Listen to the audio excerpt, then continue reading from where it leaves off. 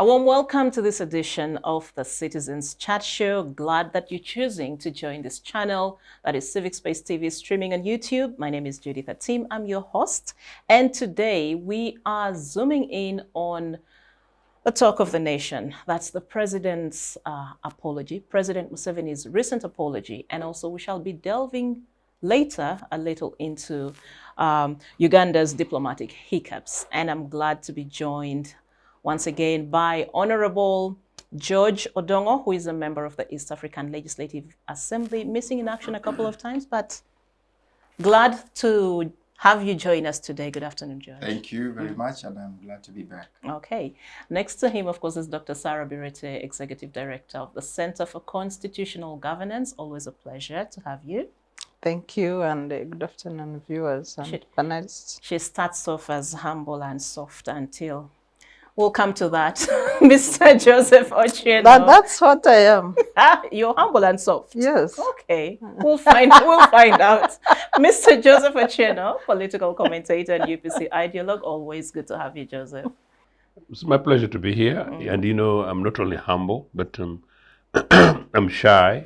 And my shyness will emphasize the fact that, you know, before we started, I'm delighted that George has offered that very soon all of us shall be joining him at Arusha for an East African cup of tea. Yes. He missed part of it last week, but it is an ongoing conversation. So I'm sure we'll still have a little bit of that. So if you're watching us and it's your very first time, please subscribe to the channel, spread the word, share our content as widely as you can. Also follow us on our various social media platforms. That's X, this very channel, YouTube, Facebook, Instagram, TikTok, and so many others. Let's now dive in. So we're talking about, of course, in the first part of our conversation, we're looking at President Museveni's apology to the nation on Sunday, just a few days ago. So just a little bit of the background in case you haven't watched or followed this. On Sunday, President Yoweri Museveni and the First Lady, Janet Museveni, apologized to the people of Buganda and Uganda as a whole over mistakes that his ruling party, that's the National Resistance Movement, has made over the past 4 decades. His public apology was read jointly with the First Lady during the Light Up Uganda for Jesus crusade at Kololo, which brought together all religious groups for prayers. The two asked Ugandans to forgive the shortcomings of the party, and these were their exact words as they read in their joint prayer. God, restore the favor that we had with them, people, in the beginning, bring healing to their hearts, soften the hardened hearts, and reconnect us to the original vision of our national unity and unwavering commitment to social and economic transformation of our nation together. And they went, just very briefly, of course, as the top leaders of the movement, we humbly take responsibility for all the mistakes made by ourselves, our agents, and our representatives. Therefore, I stand here to repent and ask for your forgiveness, especially the people of Buganda and the whole country. Those were the words of the President and the First Lady. Now, on the diplomatic front, the UPDF, of course, has accused the German ambassador to Uganda, Matthias Schauer, of engaging in subversive activities and subsequently suspended all military cooperation with Germany. In a rather undiplomatic tone, the army added that the ambassador is unqualified to be in Uganda. Well, Germany has also responded through its Foreign Affairs Ministry by strongly condemning these accusations, calling them baseless and absurd. So very quickly, starting with, I want us, of course, to address a number of issues, including the significance. We'll start with the president's apology, then we'll come to the diplomatic issue. The significance of the president's apology, also looking at the timing of in which we find ourselves. We are just months away from a general election. So what exactly do you think this means? What is the significance, if any, of the president's apology? Should I start with you? You're starting with me? Yeah. Okay. I thought let me start with you, then I come to George. And I am, but well, But also, Sarah, before we go there, I also want you to weigh in on whether this is a genuine, you think this is a genuine expression of remorse, or whether it is a strategic political move, by the president. Yeah, thank you very much. The country was shocked, by the way, to see the president reading, and his wife reading an apology, meaning that maybe it was authored for them. Two, that apology did not have any pronouncement on the actions for, undoing the wrong things. But what I read through the apology that touched on mainly 4 issues. One is an apology specifically to Buganda, and Buganda was singled out for the reasons I will speak after listing the issues. An apology to all Ugandans for the things that have not gone well. An apology for the failure to fight corruption. That was also singled out among the other mistakes. But also a prayer that the original favor returns. So when you look at these issues one by one, first is, why would the president and his wife apologize to Uganda?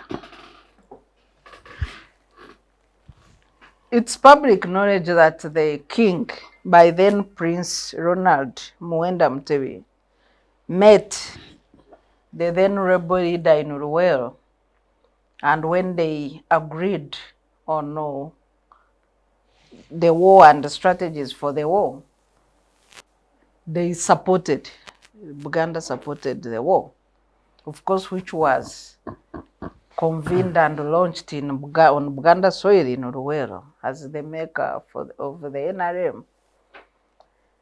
Among the things that were supposed to have been done after taking power was restoration of the kingdom, return of kingdom properties, or what the Baganda normally call ebyafe. So when you look at that single promise, Buganda is still demanding, including rent for their properties occupied by government, where the government is in so much areas, including some of the titles, including even a failure to value and purchase or hand over back to the kingdom. So that affects the economic development of the kingdom. Away from that, we have had 2 elections where the president comes out strongly to attack Buganda, and including making fun of the Kabaka. In some of the speeches, that Kabaka tebamutunura mukanwa, making fun. We know these videos. And then sometimes the exchanges, and by virtue of the kingdom protocol, of course, you can never have the Kabaka exchanging. You deal with the Katikiro. And sometimes things have not even gone well, including like the days of Katikiro Mranyamuri, Semogera. I remember that much for Federal, including Murika. And then, of course, some of them would be even removed after so much clash with the central government. And of course, now the current Katikiro, who does not also sometimes miss his words. So there are statements of the president saying, I will crush Buganda, I will crush Buganda, on record. And then after the 2021 election, where NRM was badly defeated in Buganda, the president never made a happy victory speech. It was a very angry victory speech, attacking Catholics that are dominant in Uganda and attacking Baganda and Buganda. So when you look at this, another public event that we can easily recollect with is the Kayunga riots, where the central government, in their schemes to fight and weaken Uganda kingdom, they created artificial kinglets Sebanyara, I don't know, there's another one there in Kochi. Kinglets. To weaken, yes, because they don't have any historical roots. So the Sebanyara creation, and even to make matters worse, all the new kinglets that have been created by the regime that do not have serious historical roots, all the leaders of these kinglets are former army soldiers, army officers, retired colonels, retired major, including the one of Bsongora. All of them are military persons, including the Sebanyara. So that shows you even how deep the conspiracy goes. When you hear Ugandans say the slogan of Tweba Katuro, which was later abused, it was meaning now we can go to our houses and sleep.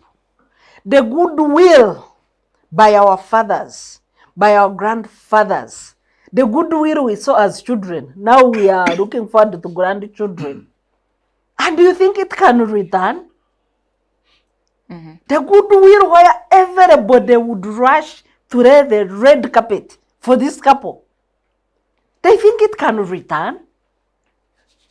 They can only salvage some respect by peacefully handing over power and by not attempting to meander with a transition. Thank you. On the issue of corruption, of course, the regime has used corruption both as a tool to keep power, but also as a ground for fighting those who disagree with them, to control dissent. If you are in their good books, they can forgive you. They can even give you money like their 100 million bribe, which is part of corruption by the president. So they also participate. They forgive their cadres and their relatives and friends. Then they persecute those whom they suspect do not support them. That's how they've used the fight against corruption. And maybe it was right to apologize because it is an abuse and they have failed to fight a vice that has jeopardized the development of this country. Thank you. George, let me come to you still. Of course, I'd like you to weigh in on the significance of this apology, looking at the timing. We're just months away from elections, whether you think this is a genuine expression of remorse or just a calculated or strategic political move by the president. But also, I'll add another one for you. Do you think in any way this public apology by the president will have an impact on national unity, or will it significantly shape the political landscape for the NRM in the months ahead or even beyond? A lot, I know. Pick what you chew, bite what you can chew. Yeah. First of all, I want to thank the president and the first lady for apologizing on behalf of the national resistance movement. 40 years. I mean, we are counting almost 40 years now to 2026. It's such a long time. So you will definitely, whether you wanted it or not, there are mistakes that the NRM as a political organization that is in power has made. And it's only in order that somebody takes responsibility on behalf of the party. It's good manners, it's decency, politically, to admit mistakes and apologize for them. The Australians have a day they call the Sorry Day. It's a day that it took a protracted political debate in the country to agree that there should be a day to say sorry in Australia to the Aborigines for the wrongs that had been done on the Aborigines, the children that were taken away from their mothers, you know. And it took courage, really, for the political leader. In fact, at the time, it was a leader of opposition who tabled it in the House. And eventually it was passed by the Australian Parliament, and it became a day that is observed in Australia as a sorry day. It's a day for reflection. It's a day for, you know, looking at the past and feeling the guilt and saying sorry for it. So as a country, maybe this is going to give so many other actors the courage, because if it has come from the top, it's a very powerful voice. As a student of public policy, I know that there are some statements that are symbolic and there are those that are substantive. But no matter whether it is the symbolism of it or it is very substantive, it has ramifications in our political discourse. And I think it's important that we embrace such level of decency, so that when you make a mistake as a political leader, you own it, you own up to those mistakes. Now, the timing, it may be curious to many people. It could be that, oh, you know, President Museveni is doing this for his own politics. In the first place, it's not President Museveni who organized. What should not be lost to Ugandans, and why that apology is very specific to Buganda, is maybe just to trace back to what Dr. Sarah had talked about initially, that the NRA struggle, the epicenter of that struggle was Buganda. They bore the brunt of that struggle. They were maybe the biggest, they were the majority in the rank and file of the NRA that that was fighting in Luwero and eventually took over power. So there is a sense with which Buganda looks at this NRM government. It's a sense of ownership, saying we need to be recognized.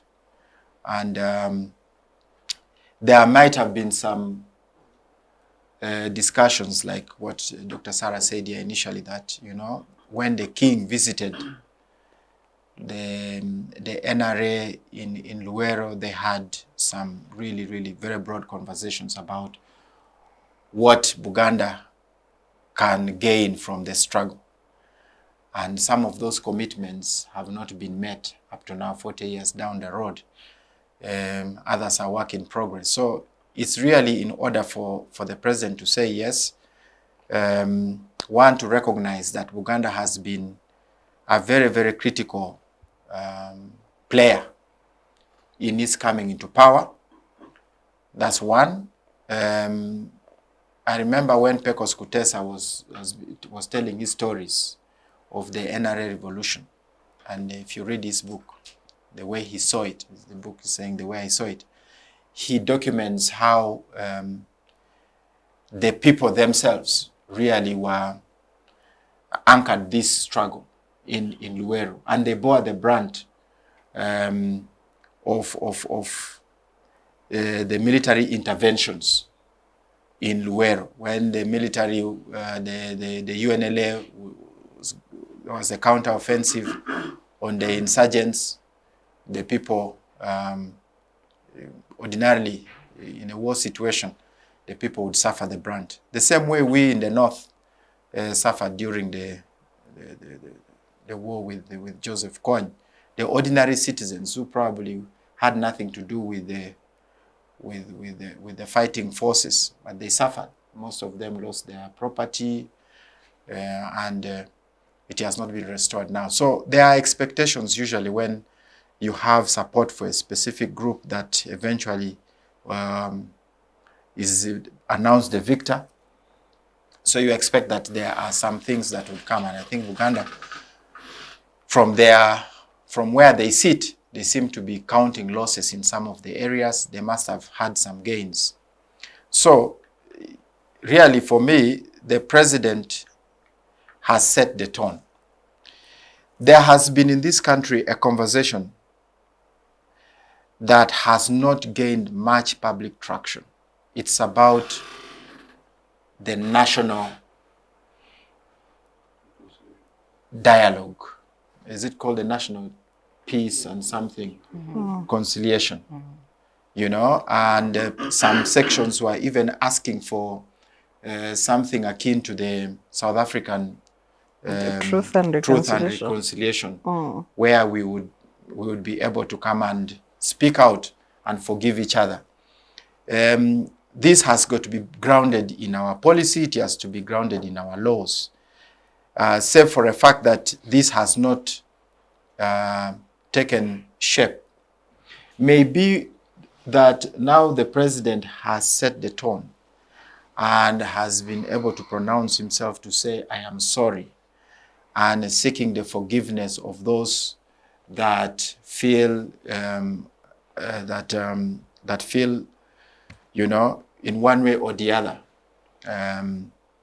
affected negatively by the NRM, that we can pick this and translate it into a policy document and also have specific legislation and see how we can begin the process of truth and reconciliation. It's not enough to just say sorry. This is my view, but it's a very powerful statement of intent. I think that it is even going to be, it's more practical if we elevate that conversation into more practical means of reconciling the country, of bringing healing. There are so many people who are hurt. There are so many people who feel that they have not been heard. They are being excluded. So there is a lot of hurt that is going on there that is not coming in the public space because we have not created the environment. We have not put in place the infrastructure to, you know, to elevate their voices so that their voices are heard. So the president's statement for me should be an opportunity that we should tap into and create an avenue to heal the country and begin to have those very difficult conversations. It takes leadership. I can assure you, it takes leadership, and it's a very difficult thing. I can tell you that saying sorry is a very, very, very powerful word, and it's a very difficult one to say in the circumstances. So this is the way I see it, Judith, that the president has provoked a national conversation. And I want to tell you that whether it is symbolic or it is substantive, let us, you know, embrace it quickly and use it to create a platform for national reconciliation. Thank you. So, well, I agree. It's not an easy thing to actually apologize. It takes a lot of courage, boldness, a lot of humility, and also, to a degree, being vulnerable. Yes. Yeah. So, Joseph, still, of course, I want to pick your thoughts about this public apology, but also, when the president uses words like restore, you know, restore the favor that we've lost, reconnect us, what do you read? What is your reading of the choice of words or these phrases? What does it also suggest about the current sentiment that the public has towards the NRM that perhaps the president is trying to acknowledge using these words? I really hope Mr. Museveni means this. And I think I was going to be harsher until George spoke. So for that, and he's my fantastic young brother, I would just like to suggest that perhaps we want to give Mr. Museveni several weeks when events do take place in this country, when there's an opportunity for policy pronouncements, where there's an opportunity for him to be able to make follow-ups with some of the reviews that Sarah talks about. But look, Mr.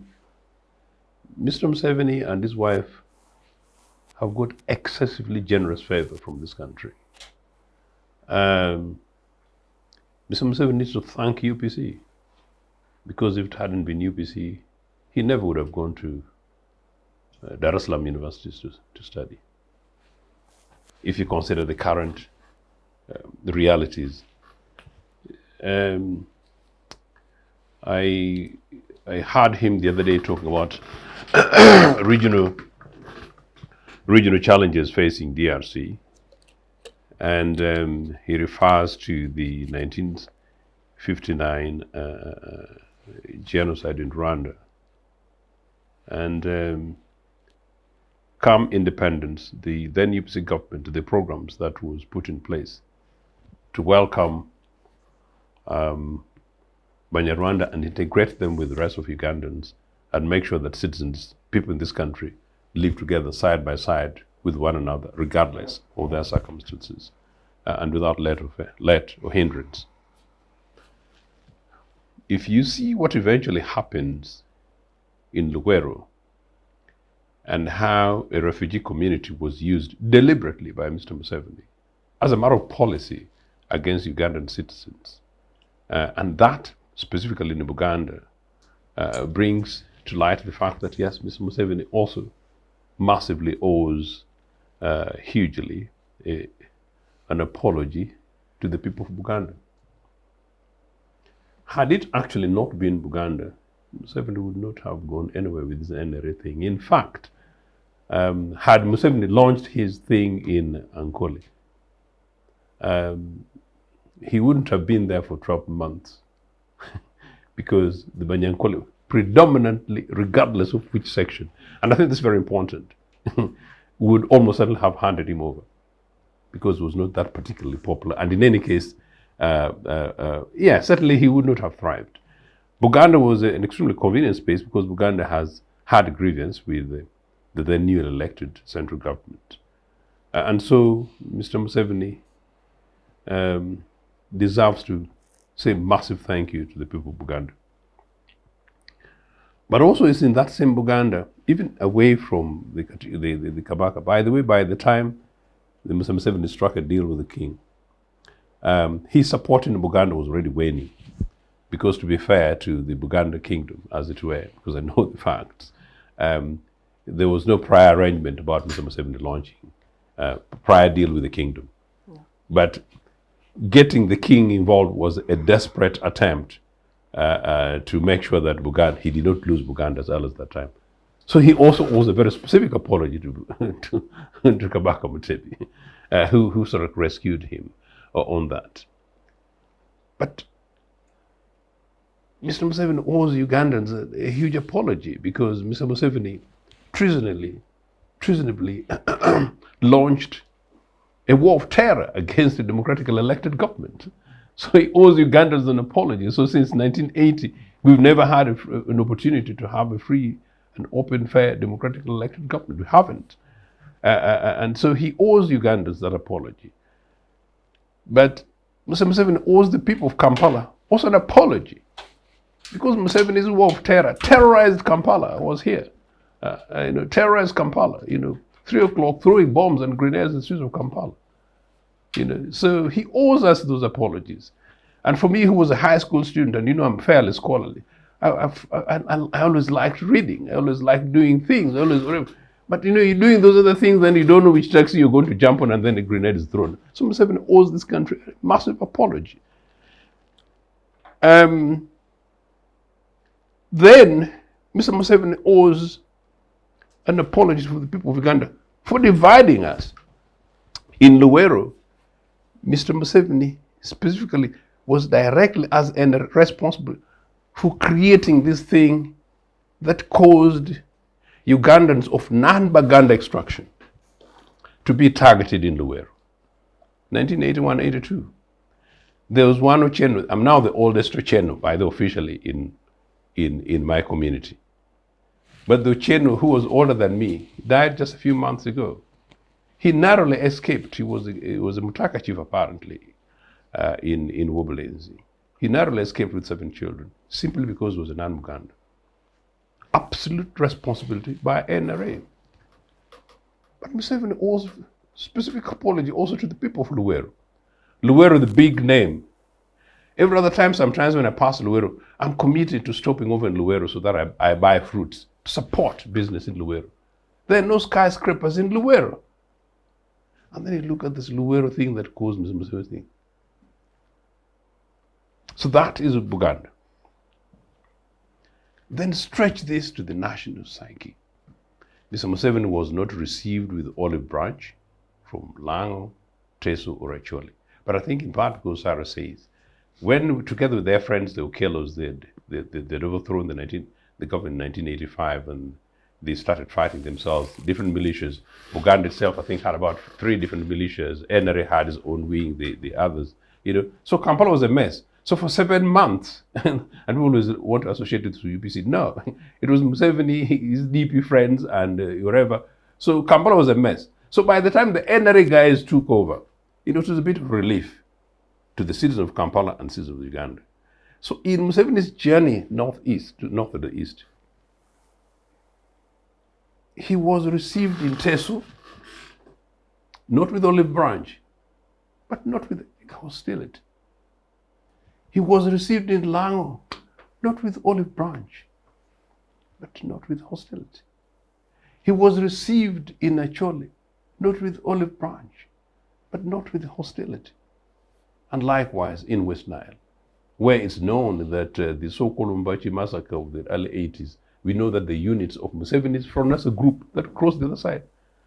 Not the original, but that's a different topic, But the people of West Nile also know these things. So Museveni was received.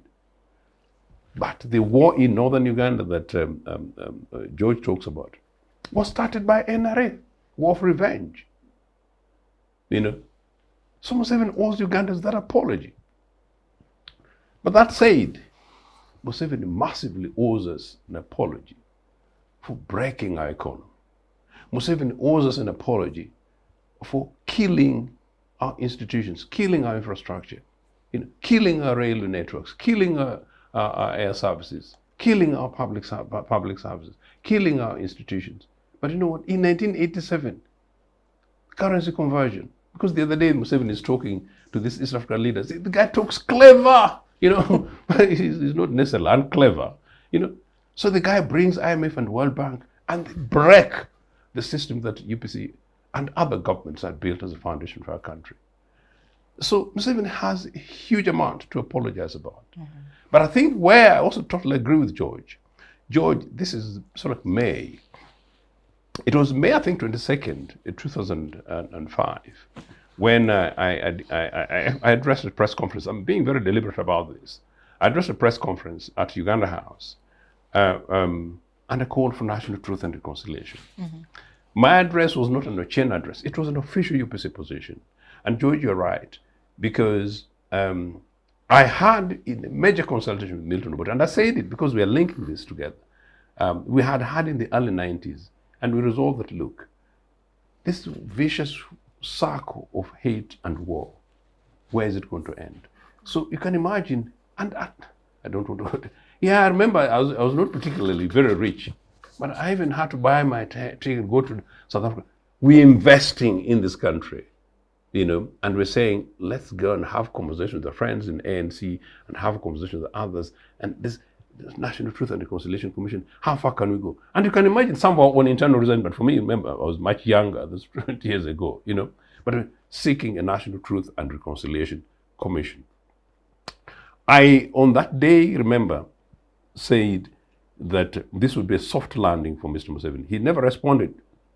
So if this is part of those national responses in reality 20 years later, I welcome it. And we welcome it. Why? Because actually the implication post Mr. Museveni, whatever happened post-transition, is actually in their disservice, not in Uganda's interest. But we don't want to have this vicious circle. My point, though, is to cut it short. This is an introductory thing. Is that while we do this, I want to hear from Mr. Museveni over the next few days that as part of that apology, there is a restitution, that there is a restoration in northern Uganda, and that we resolve the question of the Balalo, that we resolve the question of land, that we resolve this insult to the people of Karamoja, and that we take off street children of Karamoja up Kampala and then take them back to school, and we're not doing them a favor, and that we make sure that the monies that we save from Bireete goes into our public services, and we make sure that some dubious woman, having a special factory in Atiak, that those monies are claimed back, so that we're able to secure the environment down there.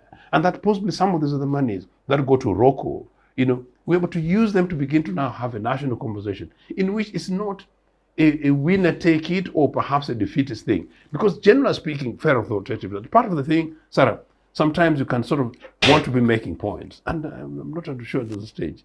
We should genuinely, as all of us Ugandans, across the political divide and across all communities, come together and recognize there is a mess, and for that, we'll see Mr. Museveni's humility to say that, look, we recognize that, yes, we made these mistakes, but where is the give, I think, which Sarah is saying. Now, that give must come now. How it comes, I don't know. But unless it does come, I think it's just talk, and talk is cheap. And because it's coming towards elections, because this guy's had a bloody nose in Uganda, I will not be surprised that it's that. But it's absolutely in their interest to do so. They attempt to do this naturally. They're actually just lucky, and now I'm making a point, they're just lucky that some of us have not had alternative conversations nationally about some of the things that we talk about. Because if we brought out most of these other things, Mr. Museveni would have no support base after including a certain section of Ankole, where he himself created the instability that he claims to have come to restore. Thank you. Later on, I'd like to, of course, hear your thoughts about whether this apology by the president in a way vindicates past leaders that we've had. I don't know if vindicating is the right word, but does it lessen, does it make it look like, well, because for a long time he's always portrayed himself as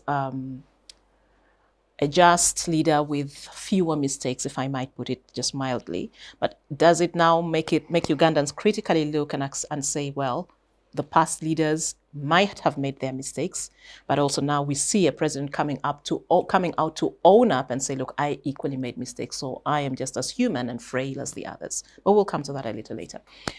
Sarah, to you.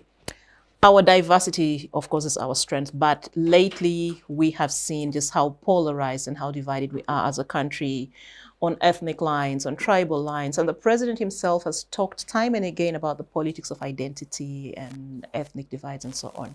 When he made this apology to the public, do you see a more united Uganda going forward? Yeah, but what's the meaning of this apology?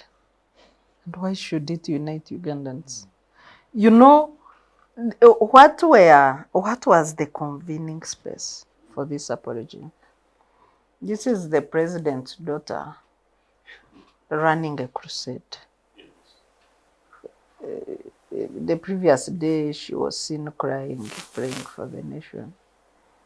Then the parents come and they are struggling, reading a document that an apology. I don't know the author of that document. So it's in an informal space. The reason it has become dominant is because the society is breeding. The society is breeding. There has been efforts for a national dialogue by the Interreligious Council of Uganda, with the Elders Forum, and other groups. When we thought the dialogue had made headway, the government appointed the team, then led by Deputy Attorney General Kutana, the likes of Ivrinante, they were on that team. Dorothy Kisaka was then an advisor of the PM. She was there on the technical team. The team spent sleepless night coming up with an agreeable concept for the dialogue, coming up with a structure. Then when they went to State House for the communique that would now start the public consultations, instead of signing the communique and starting the process died in a photo moment, and the president took the communique without signing and said he will get back to them. They've never heard from him. So when George was speaking about the national dialogue, I'm like, okay, unless these people were really facing a greater threat, and of course, when you see the daughter is crying, we might not know what they go through in the night. I know many families in the country are in tears because of acts of the first family, members of the first family. Latest being basement acts, because of acts of members of the regime against those who hold divergent political views. I usually tell people, there's a Nigerian professor who wanted to come to Uganda. So I told him, in Uganda, if you come and you have nothing to do with the politics and public issues, you will be peaceful. You just do your life, have nothing to do with the matters we engage with on this show. You will be happy. Nobody will even bother with you. Or support NRM. Then you will enjoy your rights. You will do whatever you want. Yeah, but for some of us who raise critical issues, we know what we go through. And what we go through, you can't compare with the NUP supporters, with FDC supporters, with the people in the political trenches. You can't.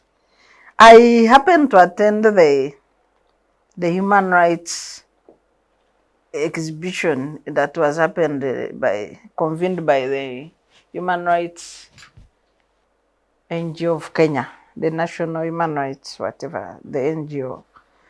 I saw things that even made me wonder whether I was a Ugandan. Tortured people, no limbs, people whose private parts they've cut off, people whose arms have been chopped. You know, we grew up seeing Konye cutting people's lips. We thought Konye was the most inhuman, barbaric person. But do you know that the same acts are done against the supporters of opposition?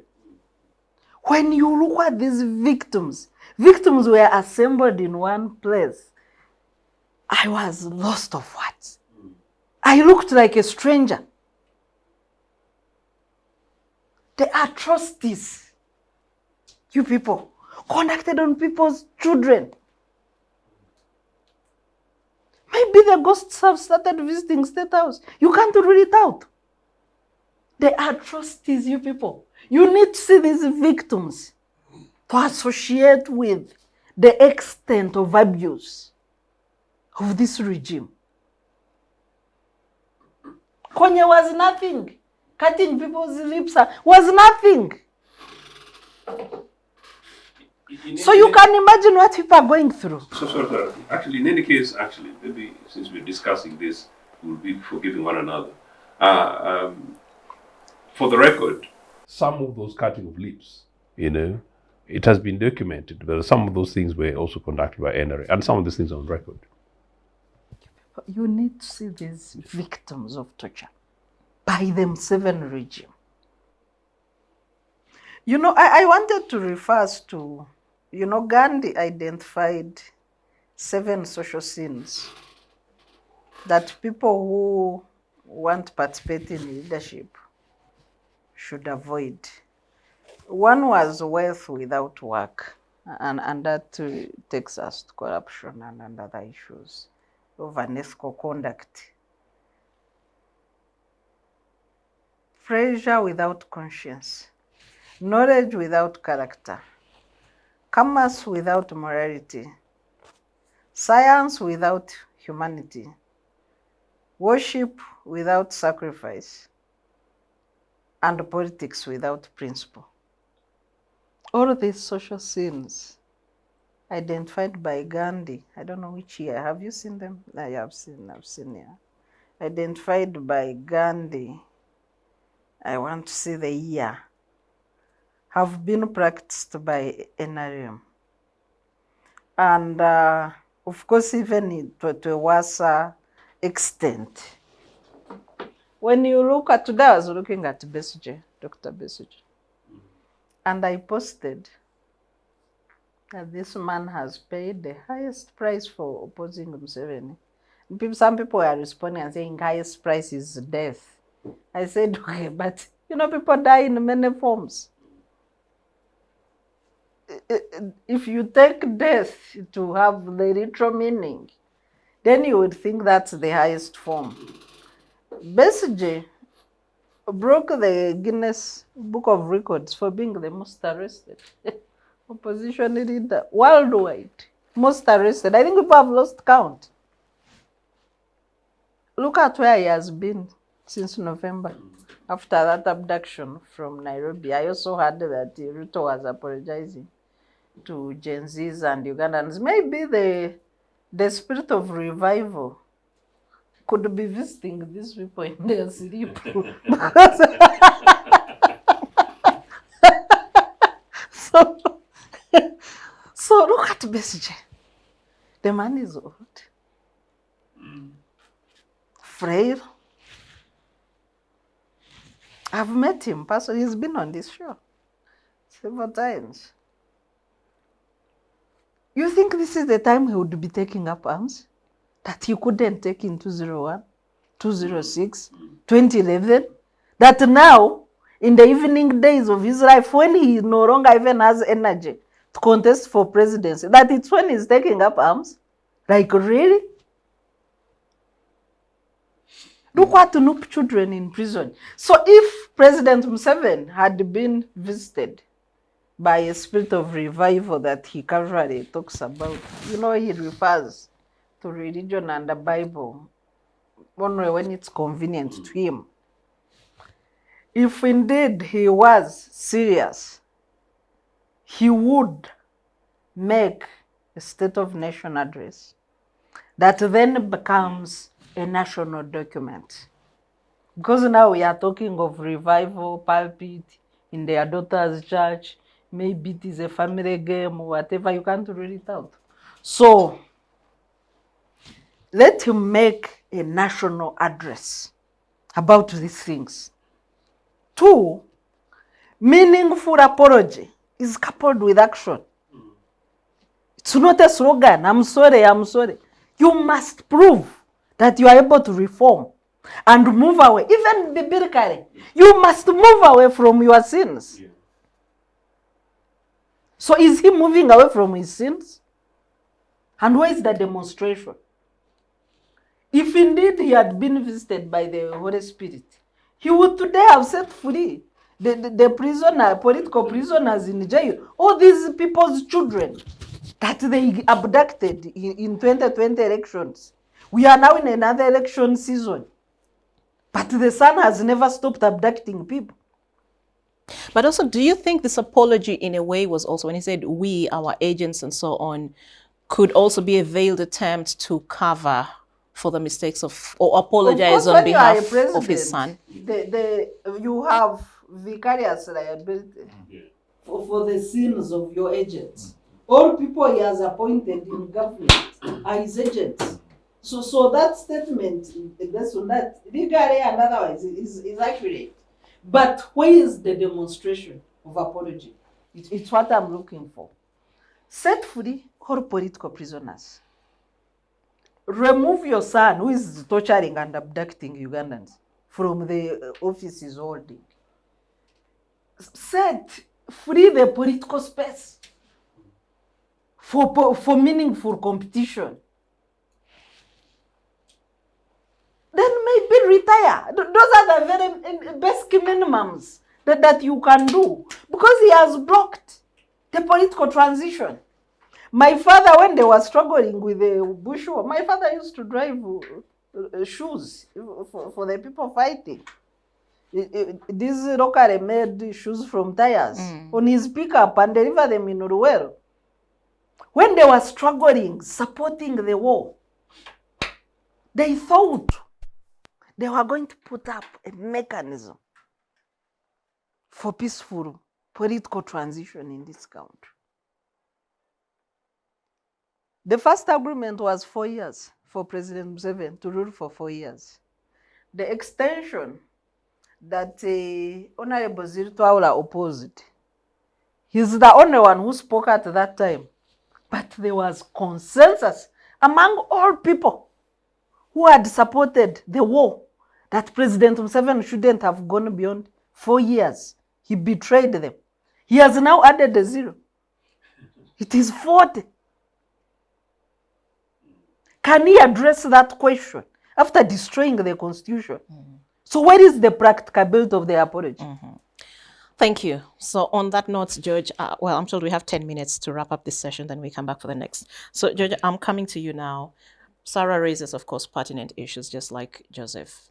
When you look at the president's apology, yes, he's apologizing. And like you said, this is a good sign from him.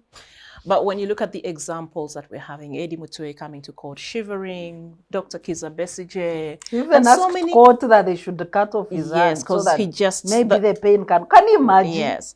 By the president's son. And so many others that we don't see. I was reading something, I think that was someone sent an inbox to Dr. Spire. I can't verify the information, but they were talking about torture chambers in the military where people just disappear, some of them die, and no one knows what happens to them. It's a very scary thing to read.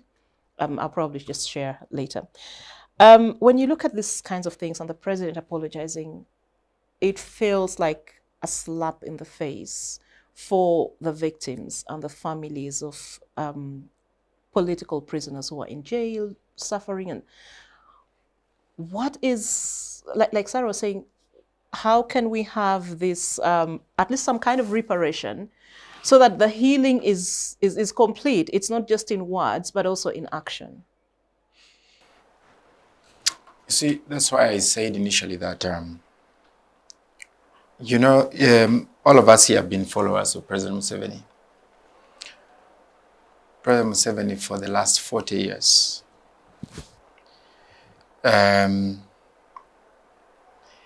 Is a very strong leader, and he wants to portray himself as a very strong leader. And therefore, things like apologies and so on, it usually comes with a caveat. Whenever President Museveni is trying to, I don't know whether So we shouldn't take it serious. No. He didn't say that. Okay. Let's allow him qualify. Let's allow him qualify his statement. Okay. Yeah. Mm-hmm. So it has been long coming, basically, if I have to put it that way. It has been long coming for him to make a public statement without a caveat to it. Ordinarily, President Museveni would tell you, we are really sorry. I'm just trying to put it to you how he would have said it. Would have said, we are really sorry for what has happened. But during Obote's time, okay, there were torture chambers, there were things worse than this. We rescued you from Idi Amin and so on and so forth. He would have put a caveat to that statement. But in this particular one, he has not put a caveat. He has been clear. He is sending an apology. And to me, I want to be very optimistic about it. I don't want to dwell on the negative side to try and suggest maybe that to be cynical about that statement. I think I want to be more optimistic and suggest that since there were already attempts to have a national dialogue process, national reconciliation, we have been presented with an opportunity. And this has not come from President Museveni's homestead or wherever. It has come through a public, public platform, a public forum.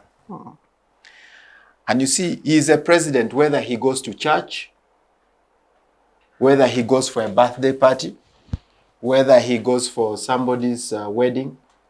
A president, when he makes those statements, they are not idle statements. They are statements coming from the fountain of honor, who is empowered by our constitution. So we need to immediately seize the moment and take the president on that apology and say, well, can we audit this apology so that we are able to really make the ordinary Ugandans, the ordinary people from Buganda, to feel that you meant it when you said you are sorry. And to do that, we need to do A, B, C, D. Now, that's the kind of conversation we should start with and say, can we take President Museveni on this? The context in which we are in is quite different probably from what was the case 20 years back or 30 years back. We are dealing with a president whose plate is really full, whose in tray is full. He has to deal with stabilizing the country. He has to manage the transition. And I think in that very fora, I think the First Lady made a statement that we need to see how to midwife the transition quite well. So you can see that there's, in a very nuanced way, there are some statements that have very, very deep meaning for our political stability. So instead of, in my view, instead of pouring water on it and making it look really meaningless, let's build on it. You know, I have the thing like, I believe in snowballs. You know, it starts small and then we can build it slowly.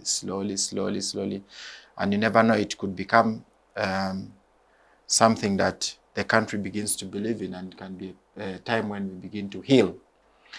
Now, Museveni's apology, President Museveni's apology, President Museveni's apology was not in any way to, I don't want to put comparisons between what he has done and what President Obote did and what Idi Amin did. I think he made his apology as him, as President Museveni. I don't even want to think about Idi Amin's time.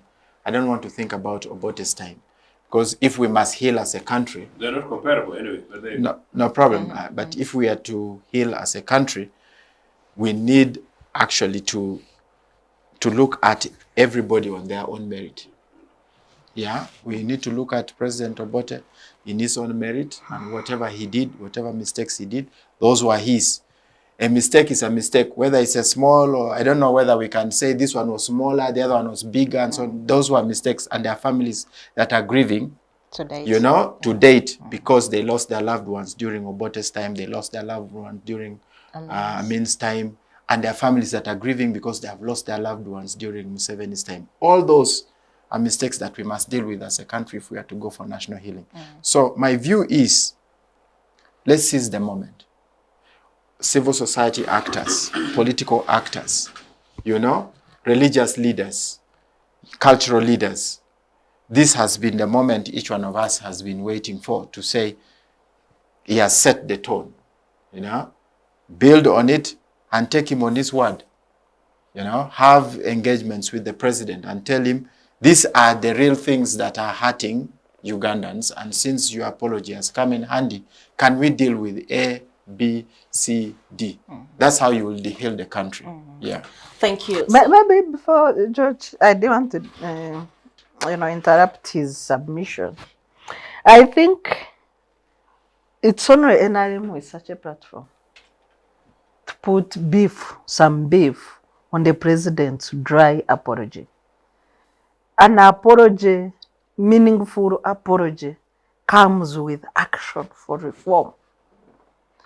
Because if you say civil society, I mean, really, what things have we said and done that we are always ignored? When you say political parties, let NRM say, our leader, you've said this. Can we give it meaning? And then process that for us so that we build on. As we talk now, it's a meaningless thing. There is no other way to call it. Don't disempower civil society, because you see, it's in a platform, not a government platform. That was a prayer conference where the president made that statement. Not a political rally, not an organized government function. It is in an informal prayer meeting. But you confirmed he's the president. And he's the president. Yes. So what I'm trying to suggest here is that civil society still has the power to do it. We are having a discussion here. Yes. Okay? To influence the public space, so that those who are listening, whether you are a civil society actor, or you're a political leader, or you are in the military, the president has made an apology. We don't need the president to apologize again. I mean, this is my call. I'm saying the president has already apologized on behalf of NRM leaders. Okay? For whatever has happened that has hurt the country. So they shouldn't repeat. We who are political leaders, be it you are at whatever level of political leadership, whoever is in government, whoever is, as long as you know you are part of NRM's political leadership, the president has already apologized on our behalf. Let him not apologize again. We have got to change. Okay, we have got to change, and that change has got to be put, like you said, yes, we need to have a conversation. Number one, within our own political organization, within the NRM, we need to have a conversation around apologizing, what the president has stated in his apology. How do you give it meaning? How do we translate that apology into actions of our officers at all levels? How do we deal with corruption? How do we deal with human rights situations right now in the country? The cry of the ordinary citizens, how do we deal with it? That's the kind of conversation we can have within the NRM. But that does not take away this conversation from the other citizens, because the president is a president for all of us. He's not a president of NRM. He's a president for all of us. So we need to have these conversations, have traction within the political parties in the opposition, within civil society organizations that are very active in the country at the moment. So I think all actors are really equally important. So let me come to you, Joseph, if you could just talk very quickly in about 5 minutes, and then we go for a break. Of course, George says it is now incumbent upon the leaders that we have at whatever level to pick what the president has said, seize this moment and run with it. But I had earlier asked you about the caveat that George talked about earlier, that previously we've seen the president apologize, but, say, I'm sorry, but, they're bigger sinners than I am. And we did not see that this time. For the very first time, a complete departure. Does this, in a way, again, I don't know what the right word to use. I don't want to say vindicate, but I'm lost for words. But so I'll just use that. Do you think it now lessens or vindicates? I'll still use the word. You're the English guy here, so you'll correct me. Does it in a way vindicate the past leaders for whatever mistakes they've made? I know George says a mistake is a mistake, and we should not run away also from the fact that grave mistakes were committed by the past leaders. I was trying my level best, as I promised to George at the beginning, to make sure that I don't stick onto that. And in fact, at the time, I actually sought to avoid the relativity thing.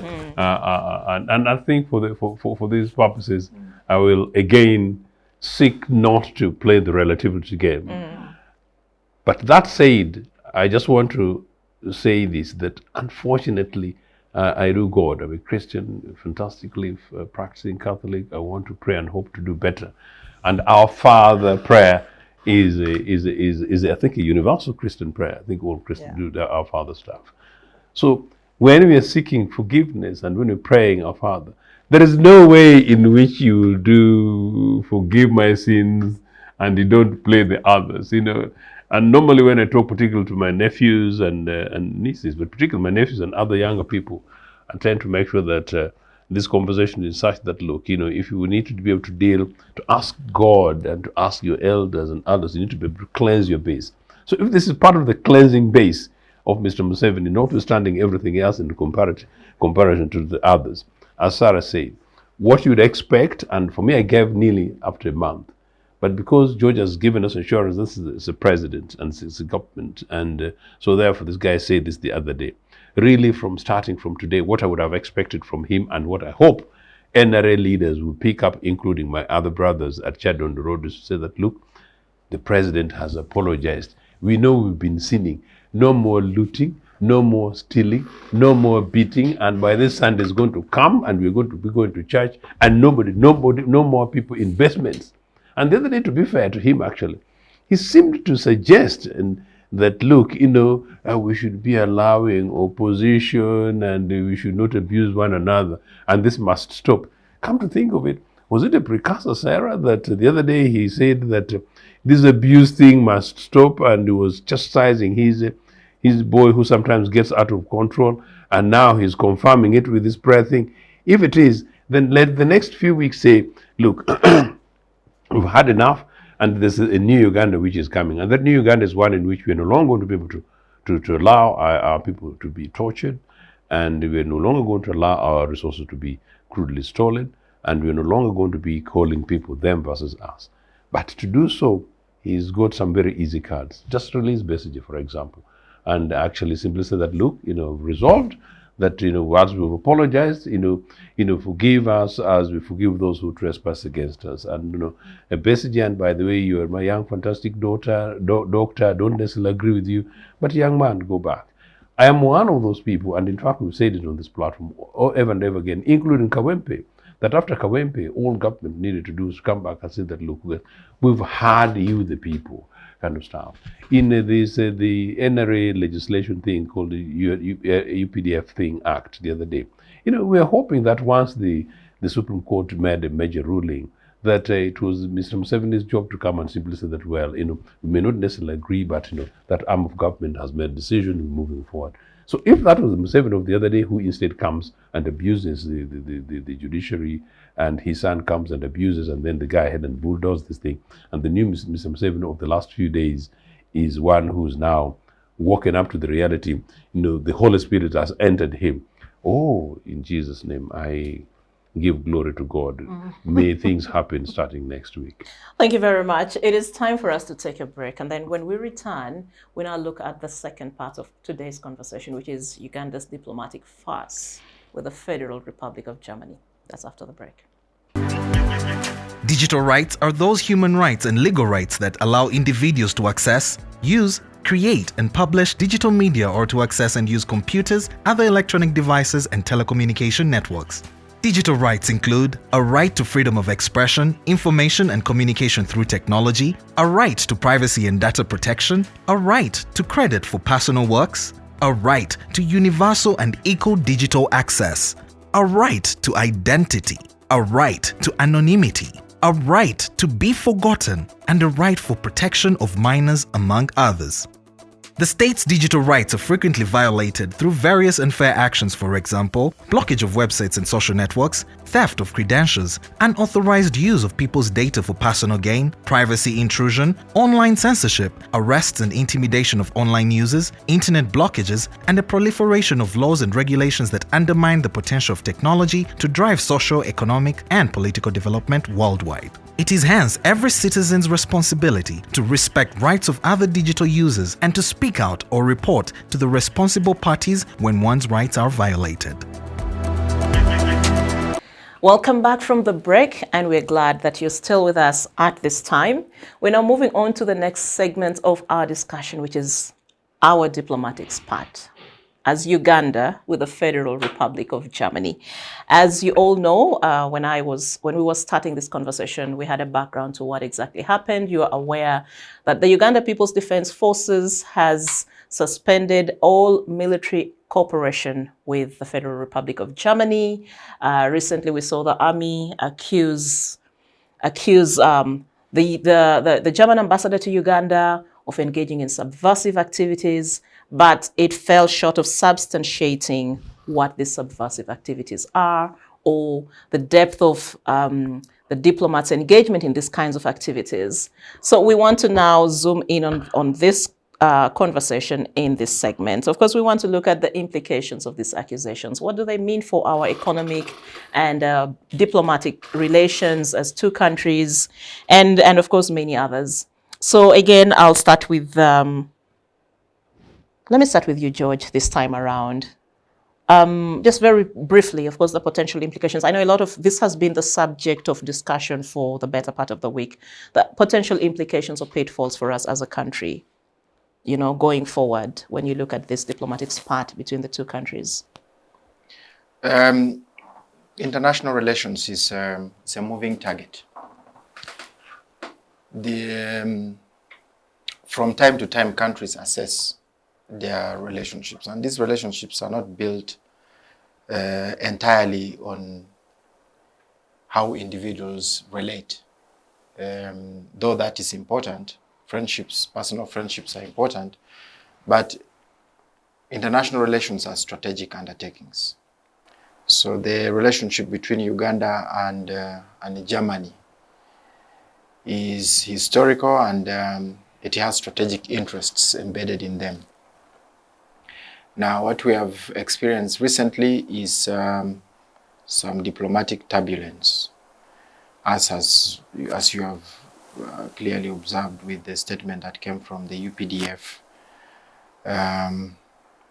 which was very clear that we have broken our relations with the military, very specific on our military cooperation with the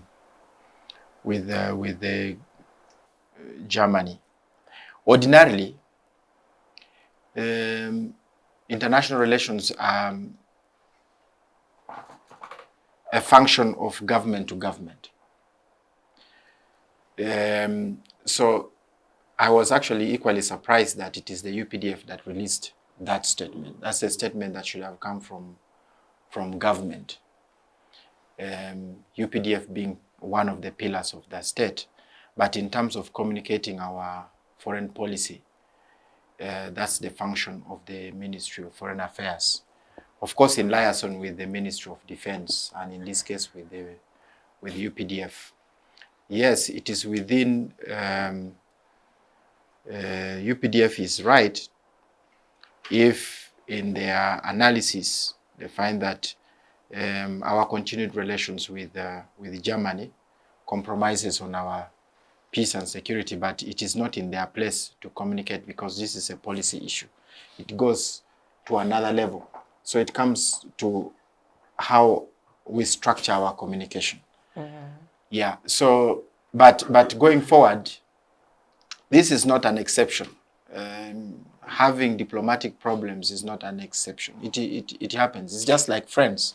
Today you can have an argument and you say, don't even talk to me again. But after some time you reassess and you can pick up a call and say, no, I think we were not happy with each other at the time, but let's talk about it. And then we talk and amend fences and determine where were the areas that perhaps we made mistakes. Uganda has, the UPDF, actually in this case the UPDF, has come out clearly to state that the German ambassador has stepped beyond the boundaries of diplomatic practice and is engaging in quasi-subversive activities, by engaging, by I don't know whether recruiting or getting in touch with some subversive elements. I think that's what the statement says. Certainly for any country, security comes first. And if in the analysis, indeed, the ambassador overstepped his diplomatic, the realms of diplomatic practice, Uganda is in order to complain. So the first usually is actually to send a diplomatic note indicating displeasure with the conduct of a particular ambassador. And you send it to the government. Interestingly, George, in February this year, the German ambassador actually led a delegation to visit the CDF. And even when you go through the CDF's timelines, you'll see those pictures. And therein, he was paying all this glorious tribute to, how bilateral ties between the two countries are so strong and how we are such great partners and friends and so on. And then a few weeks ago, we see the same group going to meet Bobi Wine at his party headquarters here in Kavule. And that is where all hell seems to break loose. If indeed, because this is just a question that I think a lot of people have in their minds, if indeed this individual or this group of foreigners were engaged in these kinds of subversive activities, why now, after he's gone to visit his nemesis? Because we know clearly the sentiments that the CDF has towards Bobi Wine. Why is it that now, after the German ambassador goes to visit NUPs, when we see all these allegations and accusations of him engaging in subversive activities? You see, unfortunately, Judith, and that's the point that I've tried to make with my friends. On matters of international relations, just avoid sentiments. They are grounded on facts. They are grounded on strategic relationships, whether they are trade, whether they are military. So that's what informs international relations. Now, I do not want to speculate on the sentiments of the CDF towards the German ambassador. That is for the two of them. And, at one point, I remember, I think it was Donald Rumsfeld who was told that, who was being asked why all of a sudden they are not happy with the Afghanistan president and whether that is going to impact on their international relations, on their relations with Afghanistan. And he said American foreign policy is not built around friendships. It's built around strategic interests.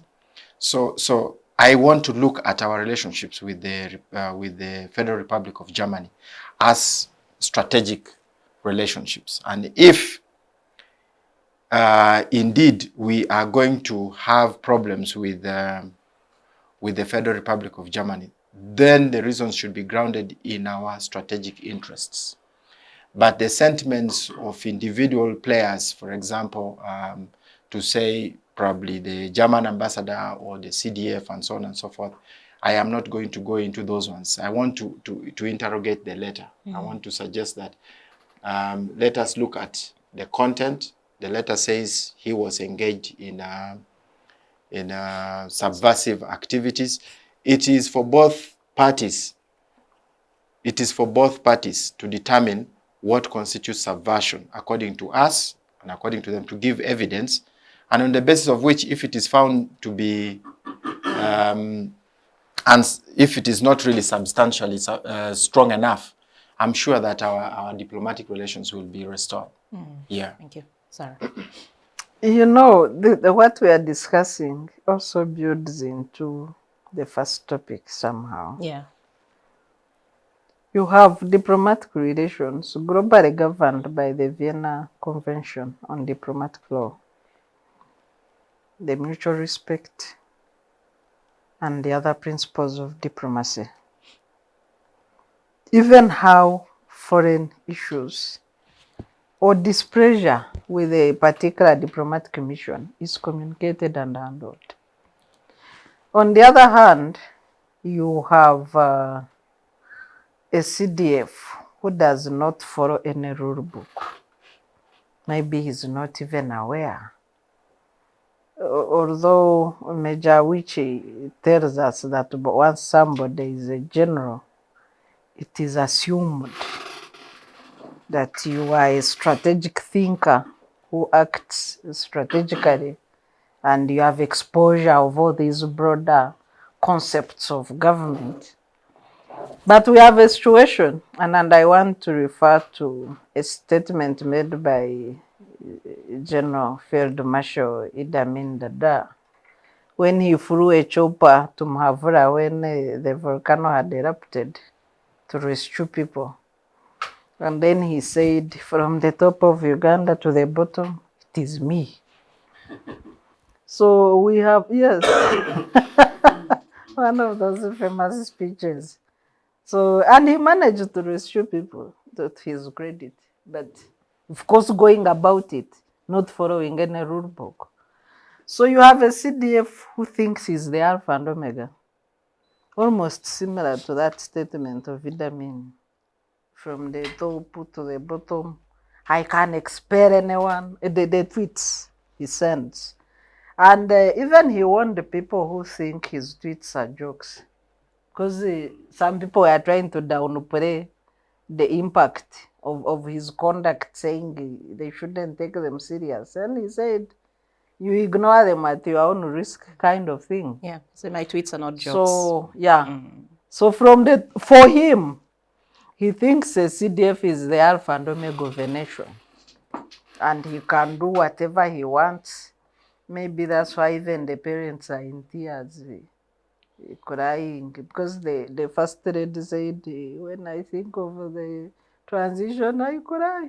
So we don't know what ghosts are haunting them. But so you have this kind of, you have this kind of, you know, even if a diplomat did something wrong, how do you go about it? The EU delegation met with NRM, met with PFF, met with NUP. Then the CDF started attacking them. How dare you shake hands of this traitor? How dare you? So when they were in northern Uganda inspecting their projects, most of which are in agriculture, and rightly so, because most of the agriculture products now are under the Operation Wealth Creation. So they thought a meeting with the Operation Wealth Creation, and the German ambassador expressed their displeasure with the conduct of the CDF and why nobody is holding him accountable. And then, of course, now the situation gets out of hand. How dare you talk about me kind of thing? I'm the Alpha and Omega. You are supporting rebels out of the blue. You are a subversive, opposition. All nonsense. I think around Monday or Tuesday, the statement from the German government and embassy came to say, you know, all these things have no basis and are unfounded. They are false accusations. Then the language changed. Afande Sare, and then maybe to build on the apology, Afande Sare also told the EU meeting, and he seemed to be at pain.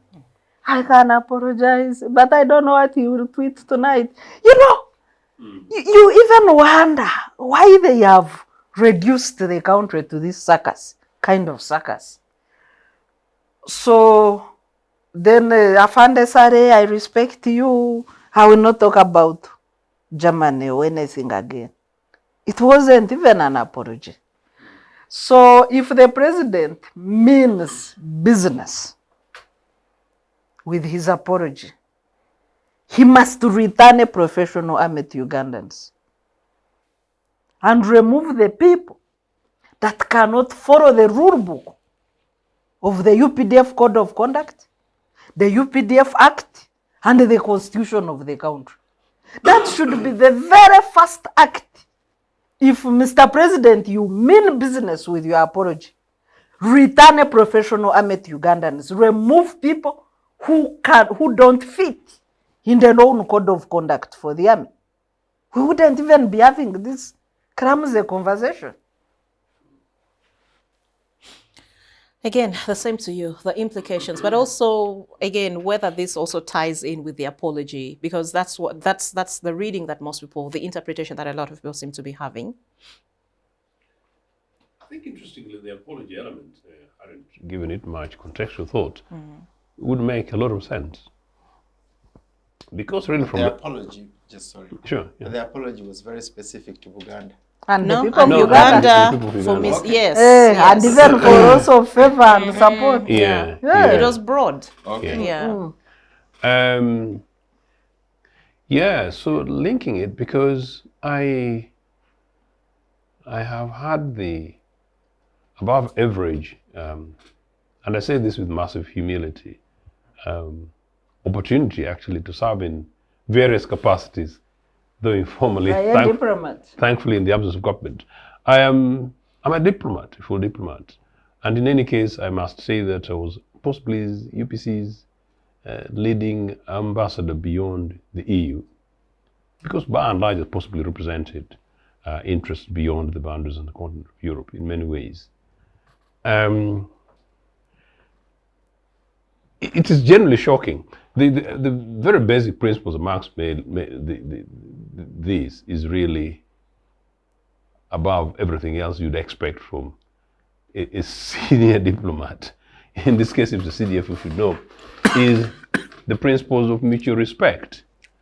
Number one. Number two, you'd also talk about territorial integrity, in this case, in which maybe if Uganda had a case, you would say that, well, there are breaches, and if there are breaches, still you don't deal with it in that way, because there is a question of communication and there is a civility is total.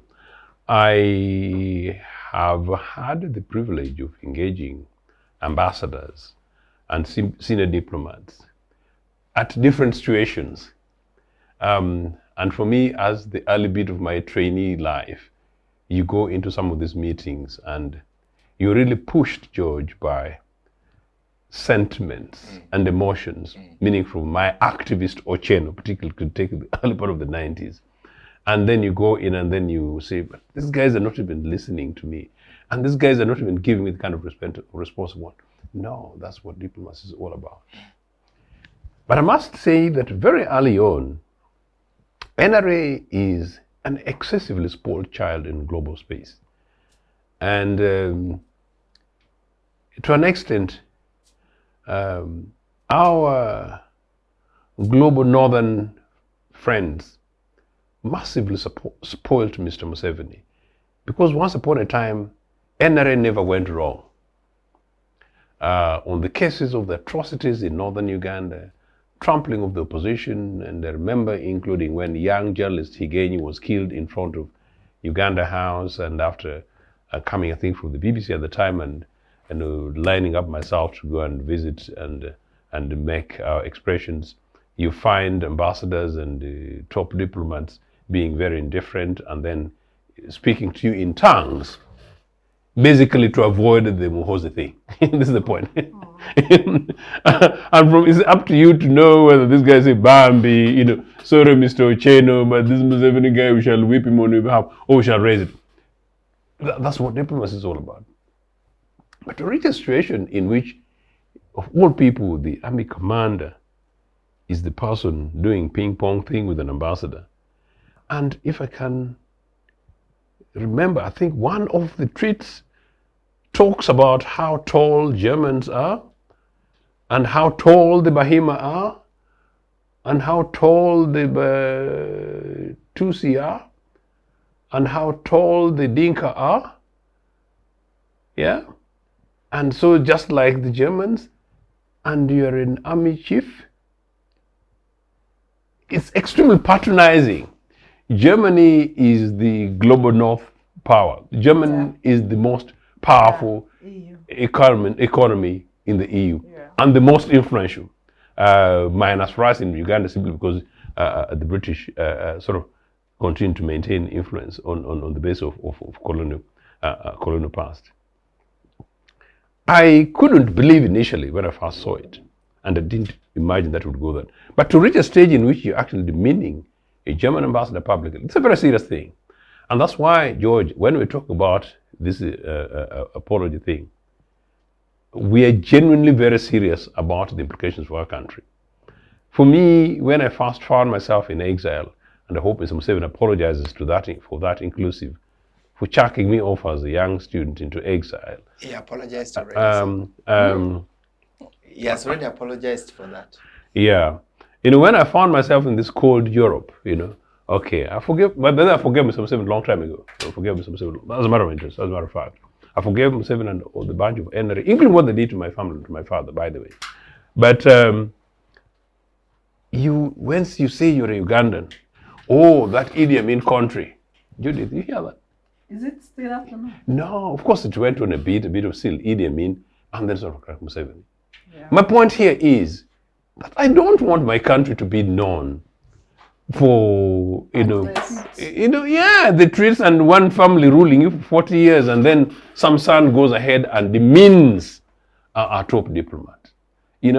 So, and then for Mr. Museveni, who has a relationship with Germany, like his brother was referring, and with Europe also included as refugees, it is actually shocking that's happening. But whatever it is. Mr. Museveni has a family in Sweden where he told the parliament that he's going to retire there. A farm and a house. Residence. There you go. So what's going on? Is Mr. Museveni under siege by his son? Is Mr. Museveni's family under siege by his son? In which case, therefore, is my Republic of Uganda under siege by Mr. Museveni's family by implication or by extension? I do not know. No, I think it's absolutely unbecoming. And so this is not about Uganda and Germany only. This is about our image internationally. And as I said, I spent a huge amount of time, I spent a huge amount of time trying to rehabilitate the face and the name of Uganda. And Judith, you will be surprised. In all my time while campaigning against NRA excesses and campaigning for return to multipartyism, I told the chiefs of tourism thing in Uganda that, my country, Uganda, the regime there is terrible. You know, clamps down opposition, banned political parties. Some of us escaped narrowly. They're busy butchering northern Uganda and eastern Uganda, things like that. They even did, even after Mukura. But one thing I tell you, if you're not a Ugandan, and especially if you don't look Ugandan, the point that you made to the Nigerian guy, and you enter Uganda, you will not have a problem. So amidst all my time when I was in exile, I was encouraging people, non-Ugandans, to come to Uganda. Why? Because we are known for our hospitality. And we're known for fighting our own fights, but not with friends, not with neighbors, and certainly not with friends from global north. So at Museveni's late evening of his life, you know, they're creating diplomatic spots for us so that the Georges, who are the next generation leaders, should go ahead and cleanse the mess and pick up the mess that they've left. So I find that, to me, I've actually found that very, very irritating. As I said, Uganda, already we hoped would have been rebuilt an image. And in any case, whatever happens, I don't think is necessary. But anyway, what is the bottom line? Is it, I'll close it, is it that Germany was doing something untoward? I don't know. As George said, there are ways and means in which you deal with that. You know, and precisely, and how you deal with that. And finally, usually, against again my own frustrations, in Africa, I was nearly thinking about singling out one government, where at the peak of our opposition campaigns against Museveni, where I know one major government that said they will deal with us as UPC because we are sister parties and we are a legitimate political organization, regardless of whatever Mr. Museveni says. In many others, people were trying to play safe and cool and calm. It is not the way to do it between Uganda and Germany, even in the unlikely event that Germany is involved in certain things. But my suspicion why I brought that is, I think because of the spoiled nature of NRA, simply NRA guys seeing a Tanzanian diplomat talking to a UPC person, why are you talking to them? Visiting Chagulanyi, why are you visiting them? That's the sense of the extent to which NRA is uncivilized coming from Luwero, where they're apologizing to. You know, that you can't visit Chagulanyi, you can't talk to leaders of civil society organizations, you can't talk to anybody who's not NRA, you can't host somebody who's not NRA supporting. I think that is primitive, and it must end, as Andrew Mendo would say, and in any case, linked with the apology, I think there must be a healing in this country, and that healing must include in our diplomatic endeavors. Thank you. So, of course, I want us to talk about de-escalation now, because by all means, everyone knows it is time to de-escalate. And like you rightly put it, Germany is the latest in a series of passive-aggressive and undiplomatic behaviors that we've seen. We saw similar undiplomatic language used against the U.S. ambassador. Yes. We've seen such undiplomatic comments and narratives or unfriendly commentaries uttered out against even our neighboring countries, DRC, Kenya, Sudan, South Sudan. So it's growing. The hope is that it certainly ends, like you said. But how do we de-escalate from here, and how do we restore our internationals, our standing in the eyes of the international world? Well, first of all, I think that on the side of government, the way government is structured, currently there is uncoordinated movement of troops. It started with the South Sudan issue, and now we have gotten into this the Nairobi thing, and then now here. When it comes to international relations, the Minister of Foreign Affairs is the policy leader here. So matters of international relations are communicated through the Ministry of Foreign Affairs. The Ministry of Foreign Affairs coordinates. So if there is a matter that is dealing with peace and security issues and so on, of course the Ministry of Defense is the chief technical ministry in this case, but then the Ministry of Foreign Affairs takes leadership in communicating. I think one thing is for us to have to mainstream our communication, structure it in such a way that the Ministry of Foreign Affairs asserts itself and communicates on matters diplomatic. That's one. The second one is that there has got to be a robust, engagement with the Ministry of Foreign Affairs of Germany, basically the German embassy. Like I said, international relations are not cast in stone. There will always be those, there's that turbulence usually, it happens. It could happen in a case like what we have just seen, it could even be in any other case. But what's important is that we keep our eyes on the ball. So the top diplomats in the country have got to engage, because Germany is a very important country to us. As you have observed, Germany is a powerhouse in Europe. It's a real powerhouse in Europe. It influences the European Parliament. In fact, the way the European Union is structured, countries like Germany, countries like France, they have precedence in certain decisions. They have more stronger voting powers than the other countries. They have veto powers. So they really have significant influence. If you look at the European Union of 28 countries, you see that Germany is such a powerhouse. So we cannot wish away our relations with Germany just like that. I think what will happen is that I'm sure behind the scenes right now, there is intense diplomatic engagement going on. Both parties know that their strategic interests are much bigger than the differences that perhaps they have encountered in the recent past. So there has got to be the toning down of the rhetoric, and I'm glad that the CDF himself has said, I will not mention Germany again. He has promised that he will never mention Germany again, and he will never mention the name of the German ambassador again, because it had reached a level where this was now almost a matter between the CDF and the German ambassador. Yeah. It had been personalized. Very personalized. But these are matters of the country, and you can't just personalize them in that way about somebody's height or something like that.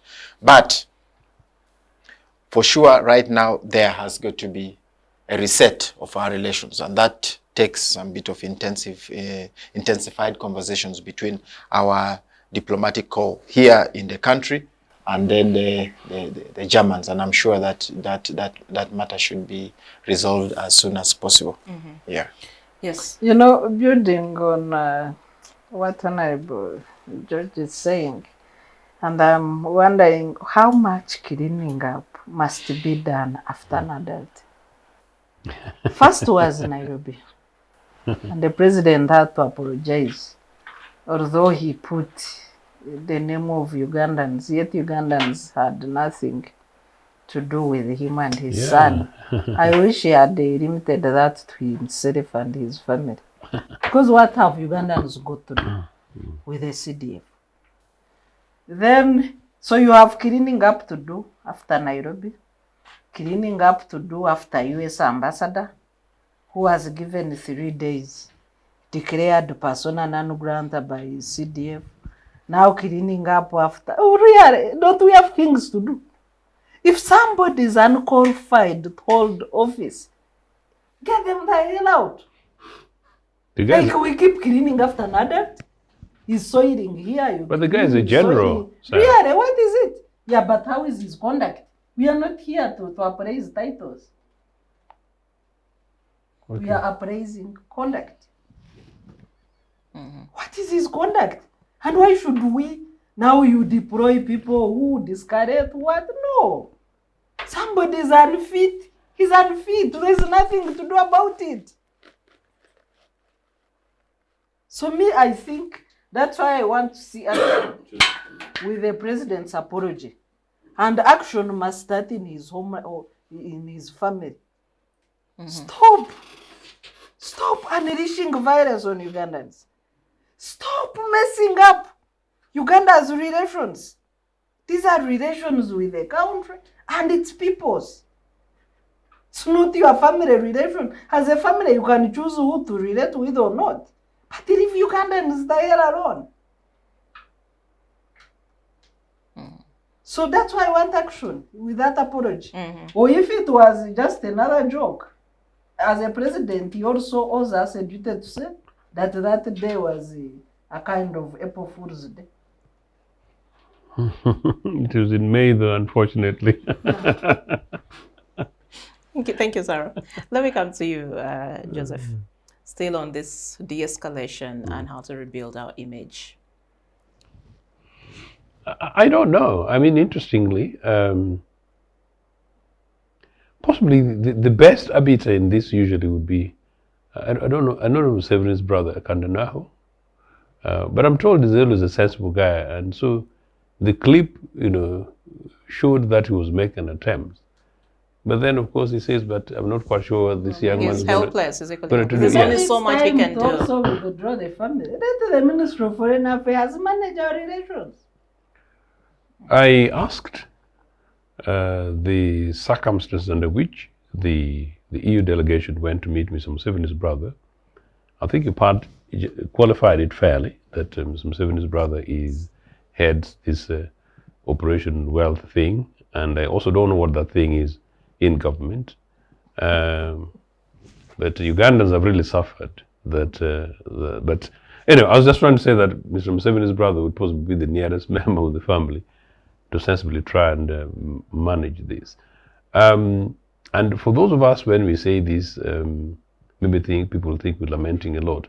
Because the journalists, Judith, I don't know what else can be done. The point is, beyond Mr. Museveni's apology, as I said, mainstreaming these issues with the Minister of Foreign Affairs, making sure that Museveni's comic Prime Minister, possibly also takes charge and say, look, from now forth, what is the helpless Minister of Defense doing and what is the helpless Minister of Foreign Affairs doing, and maybe have a meeting with these people and simply say that from now on, henceforth, we're going to do this thing.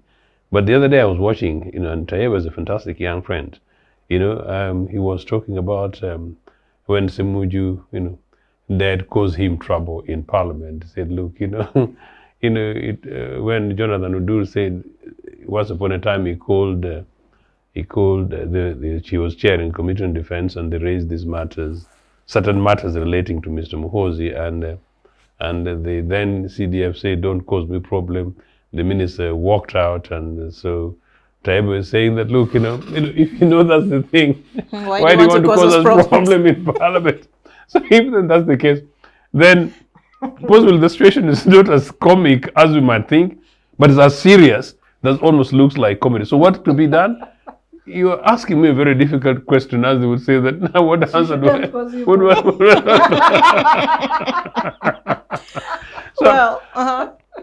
No, I just hope that Mr. Museveni and his wife and his grieving daughter, Bambi, his grieving daughter, are touched by the Holy Spirit, and that their tears are mixed with the beauties of the Holy Spirit, so that the family reviews this thing. And by the way, grieving, shedding tears is not bad.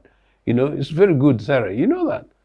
Me, sometimes when I've shed tears, I feel really, really released, and I begin to think almost as if I've taken a Bugiso coffee. So very, very clear mind. So if that is the case, this guy's got an opportunity in the next few weeks to say that, look, we've had enough. And I think, unfortunately, I'll tell you this, the only way in which you're going to do this is a time when Mr. Museveni wakes up and says that he's had enough, he's retreating, and then he's stepping aside, and somebody not from his family, somebody not from his clan, and I hope even somebody not from his other clan, takes over the Republic of Uganda. Ideally, somebody who's not even from NRA, takes over the reign of the Republic of Uganda, so that we're able to begin to mend the fences and sort out the damage that they could have caused. But of course, do it in the spirit of national reconciliation, as we said before, and then Uganda is able to reset itself. Beyond that, there is absolutely no guarantee that this young man is not going to send another tweet. there is no guarantee that this young man is not going to realize that there are some people, even from Lango, who are actually taller than some Bachwezi, whoever they are. And there's no guarantee that, It has been confirmed that Bachwezi are non-existent. Ujambo would have told us to start. He's Bachwezi on the tweet. That's why I'm very confident about it. And he talks about 3 specific identities and communities. So I really don't know. So no, it's comic, it's comedy, and it's unfortunate. And I think we've had a lot of it and enough of it for 40 years.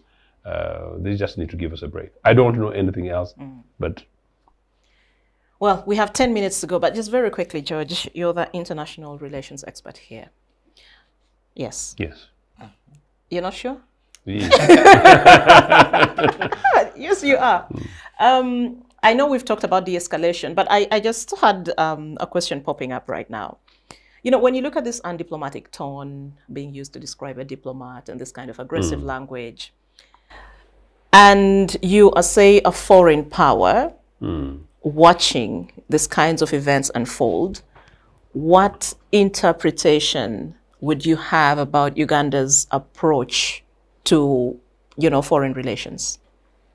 You see, on matters international relations, there's no gambling about it. I am pretty much sure that the Germans have done an analysis of Uganda's political landscape, and they could be understanding our context quite well, how these tweets have come up, the descriptions of the origins of these tensions. So they are not going to be that petty in the way they are going to understand our relations. I think they are going to... So they should understand our normal situation. Well, I don't know, but what I'm simply telling you is that they must have activated already their foreign policy analysis tools, and they have sufficient tools to do it. And response. Yeah. And I am pretty much sure that in their dashboard, they already can tell that this can be dismissed. Can be, dealt with in this way. This we can ignore. The other one can be very substantive. So they already have it. They are very much deep. Uganda. So, but because this is something coming from Chief of Defense Forces, Germany has military cooperation with Uganda. They don't take it. They don't take it lightly. Where diplomatic matters, they don't take things that lightly. So I'm sure that as much as they have already done their analysis, but the fact that it has come out officially, and it is a public document, and it's even I heard on BBC their own response as the German government. They already know where it is, and they use diplomatic channels to deal with it. I don't know whether you interested yourself in a tweet that came from Adoni Ayebare. I missed that. When he said yes, I did. we looked a little bit clumsy. I think the way we manage the whole, from the time of going to interact with General Saleh up to this level where there was a severing of our relations. I think that whole spectrum of activities was not properly managed. I think in terms of our diplomatic practice, there has got to be an adult in the room when you are dealing with matters. It was not properly managed by Uganda. Yeah, from our part, from Ugandan part. I think it was not properly. Who should have been leading on that, George? Properly managed. The Minister of Foreign Affairs, definitely. The Minister of the Ministry? The Ministry. The Ministry as an institution. So they have people who are assigned to manage. Fair enough, yes. Yeah, to manage that. Even just for diplomats to leave Kampala. Why Gulu. They notify the Minister of Foreign Affairs. Okay, they notify the Minister of Foreign Affairs through a diplomatic note, That's correct. and then there are diplomatic arrangements that are put in place to make sure that everything that is being done by the diplomats is within the purview of the ministry. So, one of the reasons I was pushing that is, do you think then that we have, I don't know who the Minister of Foreign Affairs these days is a soldier also, isn't he? Odongo, is he?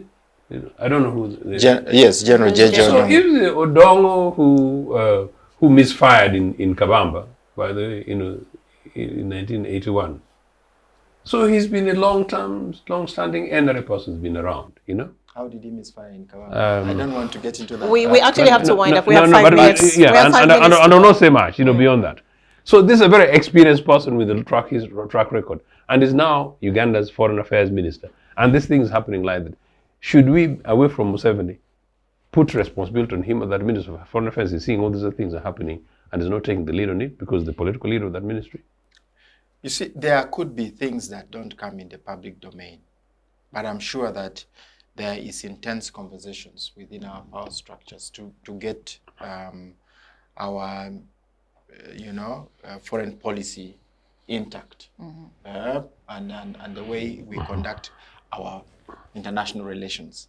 So it's not something that can be discussed in the public space. But surely, internally, there are measures that are being taken to make sure that we are in good shape. Thank you, George. Yeah. I'm told we have just about 5 minutes to go, so Yeah, you want to respond? No, just partly, but as George was submitting about the tools that foreign missions use, so I'm imagining a scenario where a message comes to the dashboard. German ambassador, you can go to hell. Then they say, who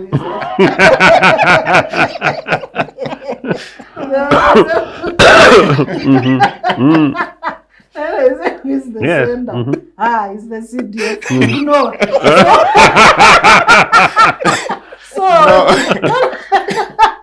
So you see. No. This is my imagination. Yeah. It has nothing to do with the answer. Yes. I was just copying the Yes. Having a mental picture of what happens. Breaking news. German ambassador got fair. Who's the sender? CDF. No. Ignore. So a CDF is a very important person. When you have a kind of CDF who writes and then it's just like another comedy by Amarura, we are in trouble. Because it's like comedy. It's like comedy. And President Museveni, please, we don't want apology. You have tools to take action. Stop vulgarizing this country. Thank you, Joseph. I was just saying that maybe to the devil, and I'll take it as your conclusion. Devil's advocate, that where is the Minister for Foreign Affairs? So if you're the Minister for Foreign Affairs and you can't deal with this thing, then you're almost also as comic as part of a waste of time, and they're part of the Uganda's national problem. If you're Minister of Foreign Affairs, and you don't have capacity to lead and to rein on other people who are coming onto your feet, then you're basically just a social tourist, an economic tourist, a plunderer, and you're also as much responsible as Mr. Museveni for messing up our foreign policy. J.J. Odongo. Thank you very much, Honourable George Odongo, Dr. Sarah Bireete, and of course you, Mr. Joseph Ochieno, for your insights.